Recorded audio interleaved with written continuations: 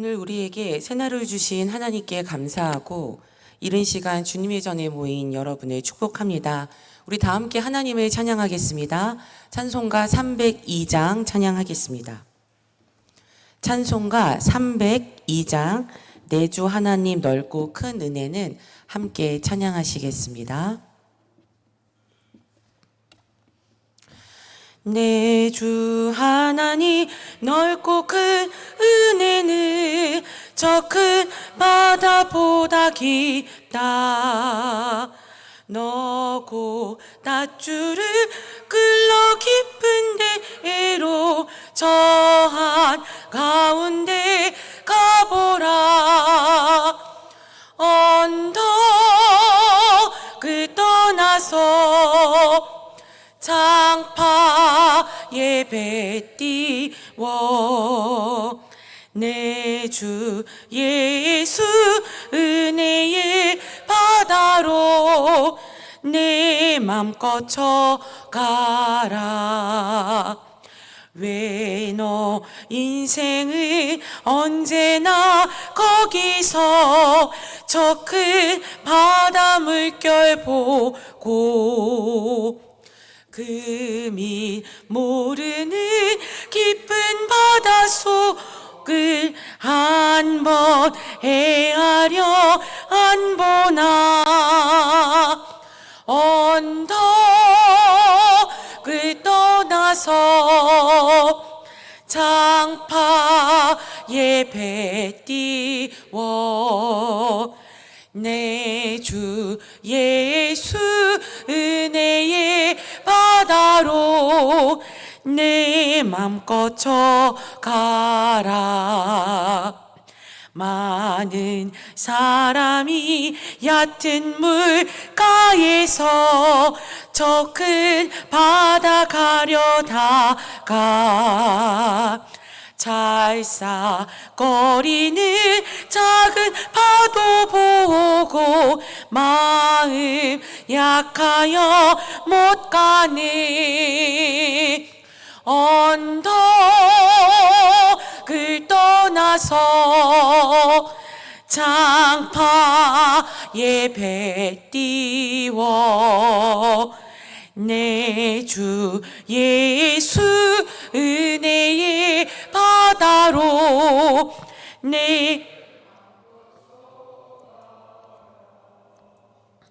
자 곧 가거라. 이제 곧 가거라. 저 큰 은혜 바다야. 예. 자 곧 내 노래 저 깊은 데로 가라. 망망한 바다로 언덕을 떠나서 장파에 배 띄워 내 주 예수 은혜의 바다로 내 맘 꺼쳐가라. 아멘. 사도신경으로 우리 신앙을 고백하겠습니다. 전능하사 천지를 만드신 하나님 아버지를 내가 믿사오며 그 외아들 우리 주 예수 그리스도를 믿사오니 이는 성령으로 잉태하사 동정녀 마리아에게 나시고 본디오 빌라도에게 고난을 받으사 십자가에 못 박혀 죽으시고 장사한 지 사흘 만에 죽은 자 가운데서 다시 살아나시며 하늘에 오르사 전능하신 하나님 우편에 앉아 계시다가 저리로서 산자와 죽은 자를 심판하러 오시리라. 성령을 믿사오며 거룩한 공회와 성도가 서로 교통하는 것과 죄를 사하여 주시는 것과 몸이 다시 사는 것과 영원히 사는 것을 믿사옵나이다. 아멘. 오늘 우리에게 주신 하나님의 말씀은 사도행전 18장 18절에서 22절의 말씀입니다.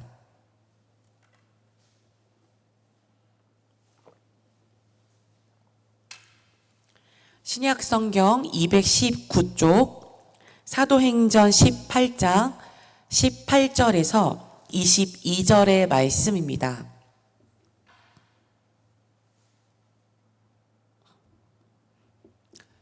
우리 찾으신 이 말씀을 한 목소리로 읽겠습니다. 바울은 더 여러 날 유하다가 형제들을 작별하고 배 타고 수리아로 떠나갈새 브리스길라와 아굴라도 함께 하더라. 바울이 일찍 서원이 있으므로 갱그레아에서 머리를 깎았더라.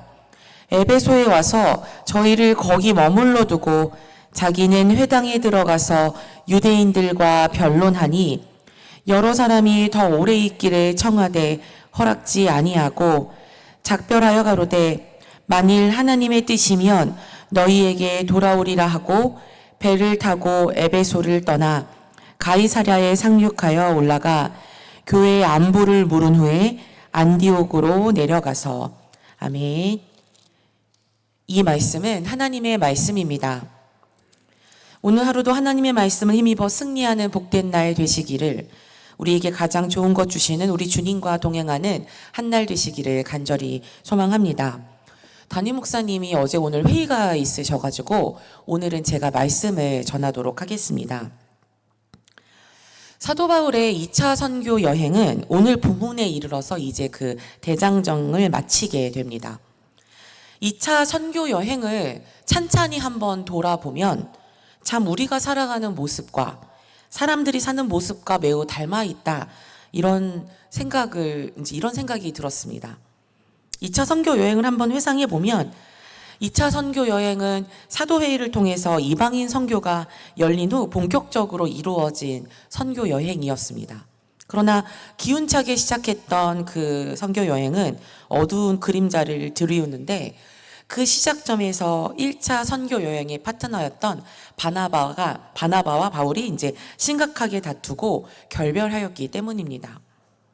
옳고 그름의 문제를 떠나서 우리 하나님은 이 일을 하나님의 복음이 전파되는 선교의 도구가 되게 하셨습니다. 그래서 아주 뛰어난 지도자 바울과 바나바를 리더로 하는 선교팀 2개가 생겨났고, 이제 바나바는 마가와 함께 구브로로, 그리고 바울은 실라와 함께 원래 바나바와 함께 가려고 했던 1차 선교 여행지를 돌아보게 됩니다. 바울과 실라는 1차 선교 여행에서 세워졌던 교회들을 돌아보면서 교회를 더욱더 굳건하게 세워나갔습니다. 그러다가 이제 더베와 루스드라에 이르게 됐는데, 루스드라는 1차 선교 여행에서는 이제 바울이 전도 중에 바울을 죽이기 위해 안디옥과 이고니온으로부터 온 유대인들 때문에 돌에 맞아 죽을 뻔했던 안 좋은 기억이 있는 그러한 장소였습니다.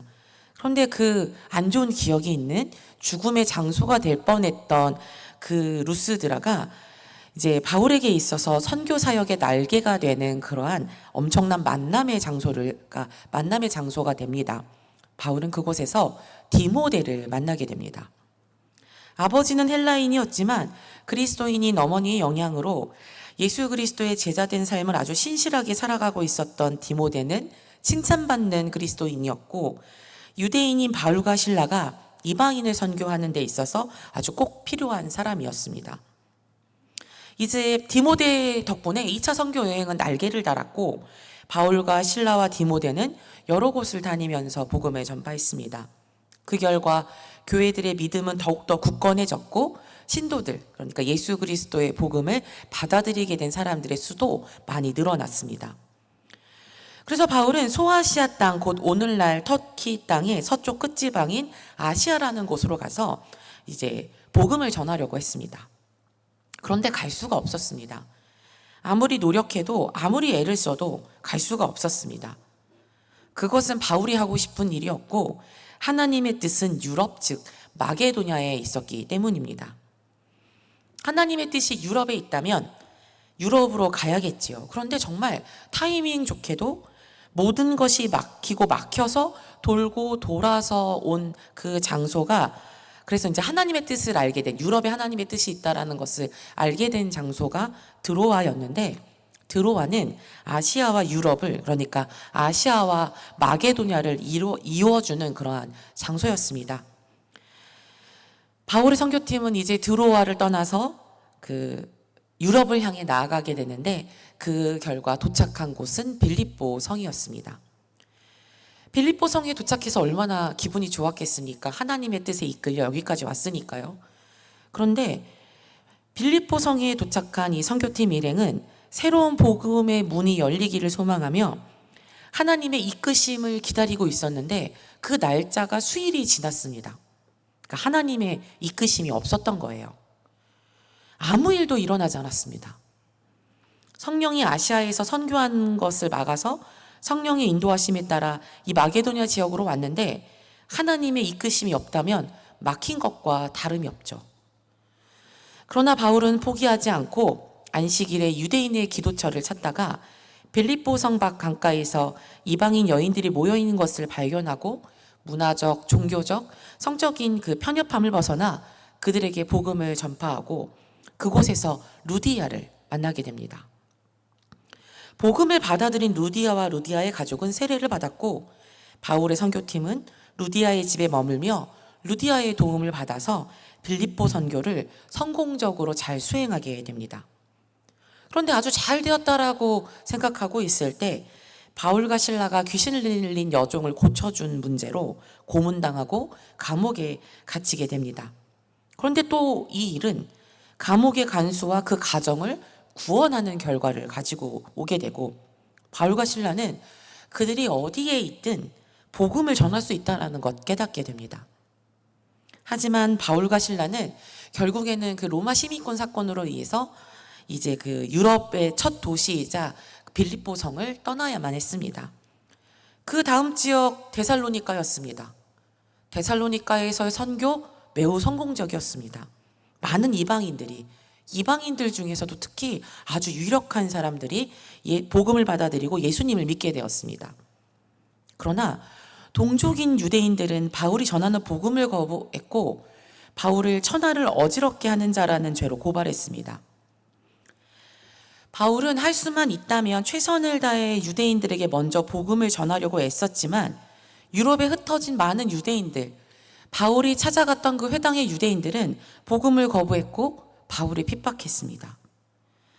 바울은 또 어쩔 수 없이 데살로니가를 떠나게 되었지만 동족에게 복음을 전한다라는 것 포기하지 않고 베레아에 이르러서도 유대인들을 향해 복음을 전파합니다. 하지만 역시 핍박하는 유대인들의 피해서 아테네로 가게 됩니다. 아테네는 헬라 철학의 중심지였고 화려한 건축물과 또 우상들이 가득한 곳이었습니다. 그러나 바울은 아테네의 엄청난 그 문화적 예술적 화려함에 압도당하지 않고 기가 눌리지 않았습니다. 최선을 다해서 품위 있고 논리적으로 질서 있게 철학적으로 그들과 논리적으로 싸워가며 복음을 전했지만 수치상으로 아테네에서의 선교는 성공적이라고는 말할 수 없습니다. 그러나 바울은 숫자에 연연하지 않고 복음의 씨앗을 뿌렸고 우리가 기억해야 하는 것은 아테네 그곳에 복음의 씨앗이 뿌려진 사람들이 있다라는 것입니다. 그리고 다음 기착지인 고린도에서 바울은 복음을 전하다가 영적 침체에 빠지기도 했습니다. 선교의 결과가 나쁜 것도 아니었습니다. 그런데 영적 침체에 빠진 바울은 두려움에 빠져서 복음을 전하지 못하고 있었습니다. 그러나 환상 중에 하나님의 위로를 경험한 바울은 결국 영적 침체에서 빠져나와 고린도에서 1년 6개월이나 머물며 바울에게 반대하던 자들에게 복음을 전했습니다. 그러다가 또 법정에 억울한 누명을 쓰고 감옥에 끌려가고 이랬습니다. 억울하고 답답한 상황인데 하나님은 그 바울이 끌려간 갈리오의 법정에서 오히려 복음의 날개를 달아주셨습니다. 그리고 중요한 것은 이 모든 일들을 겪을 때 바울이 혼자가 아니었다라는 것이었습니다. 하나님은 고린도에서는 바울에게 브리스길라와 아굴라를 동역자로 붙여주셨습니다. 어느 날은 다투고 어느 날은 또 새로운 동역자들을 만나고 어느 날은 가고 싶어도 못 가고 어느 날은 성령에 이끌려 새로운 곳에 금방 도착하고 한없이 기다리기만 하다가 폭풍 같은 기회들을 만나고 모욕을 당하고 매를 맞고 감옥에 갇히기도 하지만 그 일을 통하여 또 새로운 복음을 전하기도 하고 복음 전파의 열매가 보이지 않는데 또 복음의 씨앗은 심어지고 머물러 있기도 하고 나아가기도 하고 돌아보니 이 모든 일을 하나님이 함께 하셨고 그 모든 일들이 하나님의 일이었고 그리고 선교였습니다. 2차 선교 여행에서 바울이 이것을 깊이 깨달았다라는 것은 이제 2차 선교 여행을 마무리하기 위해서 안디옥으로 가는 길 에베소에 들렀던 바울의 그 말을 보면 알 수 있습니다. 에베소에 도착한 바울은 여전히 복음을 거부할 가능성이 높은 유대인들의 회당을 향해 나아갔습니다. 그곳에서 유대인들과 토론하며 복음을 전하는데 웬일로 그곳에서는 그 복음을 전하는 복음이 반응이 너무나 좋은 것입니다. 에베소 회당의 유대인들은 더 나아가서 바울에게 더 머물러 달라고, 더 가르쳐 달라고 그렇게 청했습니다. 유대인들의 회당에서 이런 반응은 정말 오랜만이잖아요. 그러면 바울 있고 싶지 않았을까요? 이들이 이렇게 애원하고 요청하는데. 그러나 바울은 더 이상 이러한 일들, 어느 날은 좋고 어느 날은 나쁘고 이런 일들에 일희일비하지 않았습니다. 바울은 말합니다. 오늘 본문 21절 말씀 제가 읽겠습니다. 작별하여 가로되 만일 하나님의 뜻이면 너희에게 돌아오리라 하고 배를 타고 에베소를 떠나. 아주 단호하게 자기가 가야 할 길을 갑니다. 지금은 너무 좋지만 자신은 떠나야 하고 하나님의 뜻이라면 자신이 돌아올 것이라고 그들에게 이야기합니다. 바울은 성령님이 인도하신 대로 그 다음을 향해 나아갑니다. 2차 선교 여행이 시작했을 때와는 사뭇 다른 모습들이지요. 우리의 삶이 참 이 바울의 2차 선교 여행과 닮았습니다. 어느 날은 다투고 어느 날은 행복하고 어느 날은 분노하고 어느 날은 즐거워하며 어느 날은 억울하고 어느 날은 여유롭습니다. 어느 날은 울고 어느 날은 웃고 우리의 모든 날이 다 행복하지 않고 우리의 모든 날들이 다 불행하진 않습니다. 중요한 것은 그 모든 날 가운데 우리 하나님이 함께 하시다라는 것이고 우리의 삶을 인도하신다라는 것입니다. 그래서 바울은 그 모든 날들에 최선을 다했습니다. 어느 날은 웃고 어느 날은 울었지만 그것이 전부가 아니기 때문에 오늘 바울에게 주어진 일들에 주어진 시간에 최선을 다했습니다.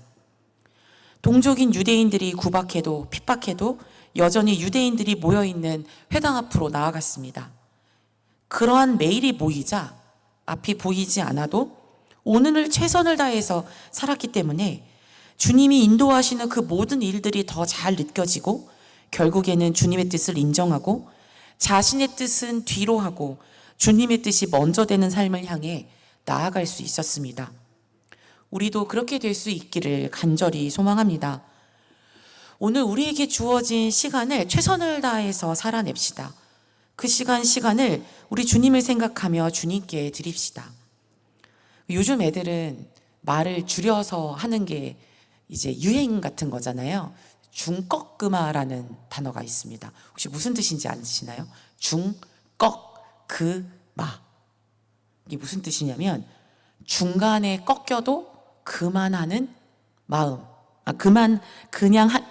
중간에 꺾여도 그냥 하는 마음이라고 합니다. 무슨 뜻인지 아시겠죠? 중간에 막 어려운 일들이 생기는 거예요. 그래도 그냥 하는 거. 그런 거를 중꺾그마라고 그렇게 표현을 하는데 이 말을 오늘 이제 우리가 함께 나눈 이 말씀에 비추어 이렇게 바꾸면 이런 뜻으로 바꾸면 좋을 것 같습니다. 중간에 꺾여도 그만두지 않는 마음으로 말입니다. 세상이 우리를 꺾으려고 해도 꺾이지 말고 그만두지 말고 세상이 우리를 꺾으려고 해도 그만두지 말고 주님이 우리에게 주신 그 모든 시간을 최선을 다해서 계속해서 해나갈 수 있는 우리 모두가 될 수 있기를 간절히 소망합니다. 그 최선이 매일이 될 때 주님을 향한 우리의 믿음은 흔들리지 않으며 더욱더 굳건해질 것입니다.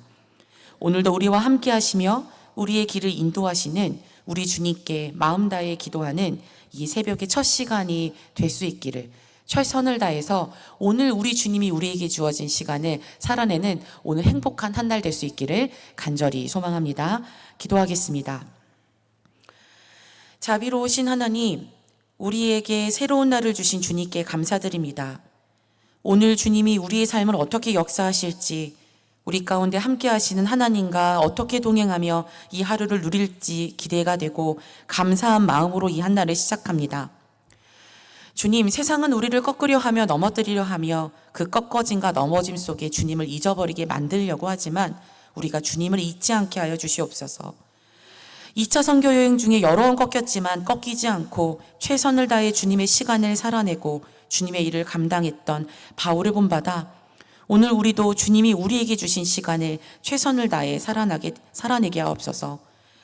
우리에게 닥치는 모든 문제와 어려움 가운데에서 흔들리지 않게 하시고 우리와 함께 하시며 우리보다 먼저 역사하시는 하나님의 사랑을 잊어버리지 않게 하여 주시옵소서. 오늘 하루도 주님이 우리에게 부여하신 생의 목적을 이루는 삶을 향하여 한 걸음 더 나아갈 수 있도록 우리에게 용기를 주시고 힘을 주시옵소서. 우리 주 예수 그리스도의 이름으로 기도합니다. 아멘. 하늘에 계신 우리 아버지여, 이름이 거룩히 여김을 받으시오며 나라가 임하시오며 뜻이 하늘에서 이루어진 것 같이 땅에서도 이루어지이다. 오늘 우리에게 일용할 양식을 주시옵고 우리가 우리에게 죄 지은 자를 사하여 준 것 같이 우리 죄를 사하여 주시옵고 우리를 시험에 들게 하지 마시옵고 다만 악에서 구하시옵소서. 나라와 권세와 영광이 아버지께 영원히 있사옵나이다. 아멘.